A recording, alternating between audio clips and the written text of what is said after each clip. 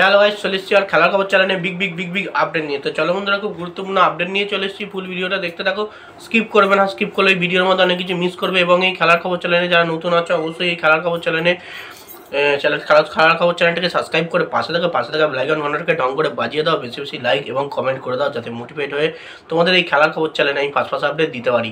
তো চলো বন্ধুরা, ফার্স্ট যে আপডেটটা নিয়ে কথা হলো, খুব গুরুত্বপূর্ণ আপডেট। সেটা হচ্ছে এমবিএসজি শিবির কবে থেকে অনুশীলন শুরু করবে। মানে এমবিএসজি শিবিরের কোচ জোসে মলিনা এমবিএসজি প্লেয়ারদের নিয়ে কবে থেকে অনুশীলন শুরু করবে। তো বেসিক্যালি এখনও পর্যন্ত মোহনবাগান শিবিরের অনুশীলনের ডেট এখনও পর্যন্ত কেউ ঘোষণা করেনি, জানা যাচ্ছে না। মানে আইএফএ শিল্ডের জন্য অবশ্যই টিমটাকে পুরোপুরি প্রস্তুতি নিতে হবে। তো বেসিক্যালি খবর শোনা গেছে ইস্টবেঙ্গল এফসি শিবির কিন্তু প্র্যাকটিস সেশন শুরু করে দিয়েছে, কিন্তু মোহনবাগান ম্যানেজমেন্ট কিন্তু এখনও প্র্যাকটিস সেশনে নামেনি। তো দেখা যাক কবে থেকে প্র্যাকটিস সেশন শুরু করে, কারণ প্রি সিজন যত তাড়াতাড়ি শুরু করতে পারবে প্লেয়াররা ততই খেলার মধ্যে ইনভলভ হতে পারবে। মানে এখন যা চলছে মোহনবাগান শিবিরে, সেসব কিছু ভুলে গিয়ে কিন্তু ভালো পারফরমেন্স করার জন্যে কিন্তু আরও ভালো প্র্যাকটিস করতে হবে, কোচকে সেটা দায়িত্ব নিতে হবে। তো এখনও পর্যন্ত কনফার্ম ডেট কিন্তু জানা যায়নি এমবিএসজি শিবির কবে থেকে প্র্যাকটিস সেশন শুরু করবে। তো কনফার্ম ডেট জানতে পারা গেলে তাহলে কিন্তু অবশ্যই তোমরা জানতে পারবে যে এমবিএসজি শিবির কবে থেকে প্র্যাকটিস সেশন শুরু করবে। তো দেখা যাক, আশা করব মোহনবাগান শিবির খুব শিগগিরই প্র্যাকটিস সেশনে নামবে, কারণ মোহনবাগান শিবিরকে আরও ভালো পারফরমেন্স কিন্তু দিতে হবে দলের জন্যে। তো যাই হোক, নেক্সট যে আপডেটটা নিয়ে কথা বলবো, এটাও কিন্তু খুব গুরুত্বপূর্ণ আপডেট। সেটা হচ্ছে এমবিএসজি শিবিরে সঞ্জীব গোয়েঙ্কাকে নিয়ে। তো এমবিএসজি শিবিরের সঞ্জীব গোয়েঙ্কাকে নিয়ে যে খবরটা দেবো, সেটা হচ্ছে সঞ্জীব গোয়েঙ্কা কিন্তু ফুটবল থেকে আগ্রহী আর থাকছেন না। মানে ফুটবল থেকে আগ্রহীহীন হয়ে পড়ছেন, এমবিএসজি শিবিরের থেকে আগ্রহীহীন হয়ে পড়ছেন। সেই কারণেই কিন্তু এমবিএসজি শিবিরের এমনটাই কিন্তু অবস্থা। তো এটাই কিন্তু জানা যাচ্ছে কিছু সোশ্যাল মিডিয়া থেকে, কিছু ইউটিউব পেজ থেকে। তো বেসিক্যালি এই খবরটা যেটা জানা গেছে যে সঞ্জীব গোয়েঙ্কা কিন্তু ফুটবল থেকে সরে আসতে চাইছে। বেসিক্যালি এমনটাই যদি খবর জানা গেছে, এমনটা কিন্তু এর কোনো সত্যতা এখনও পর্যন্ত পাওয়া যায়নি। এটা নিয়ে কিন্তু এমবিএসজি শিবিরের কর্মকর্তারা সৃঞ্জয় বসু এরা কিন্তু অনেক কিছু কথা বলেছেন যে এইসব খবর কিন্তু ভুলভ্রান্তি খবর শোনা যাচ্ছে।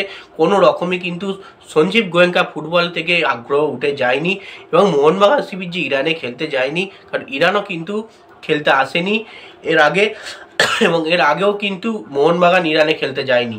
সে কারণে তখন তো কিন্তু বলা হয়নি যে সঞ্জীব গোয়েঙ্কা ফুটবল থেকে আগ্রহীহীন হয়ে উঠেছে। তো সেক্ষেত্রে এবারে কেন বলা হচ্ছে? বেসিক্যালি জিনিসটা পুরোপুরি জল ঘোলা করা হচ্ছে, ভুলভাল রটানো হচ্ছে। তো এমনটাই কিন্তু এমবিএসজি কর্মকর্তা সঞ্জয় বসু সঞ্জীব গোয়েঙ্কাকে নিয়ে বলেছে, কারণ সঞ্জীব গোয়েঙ্কা স্যারের কোনো রকমই ফুটবল থেকে তার আগ্রহ ওঠেনি। সে ফুটবলকে ভালোবাসে, মোহনবাগান টিমকে ভালোবাসে, এমনটাই কিন্তু খবর কেন সবাই দেখেছে। তো যাই হোক, এবার নেক্সট যে আপডেটটা নিয়ে কথা বলবো, খুব গুরুত্বপূর্ণ আপডেট। সেটা হচ্ছে নেক্সট যে আপডেটটা নিয়ে কথা বলবো, সেটা হচ্ছে ইস্টবেঙ্গল এফসি শিবিরের কোচ অস্কার ব্রুজনকে নিয়ে। অস্কার ব্রুজন কিন্তু টিম কিন্তু আইএফএ শিল্ডে একটা কঠিন গ্রুপে পড়েছে বললেই চলে।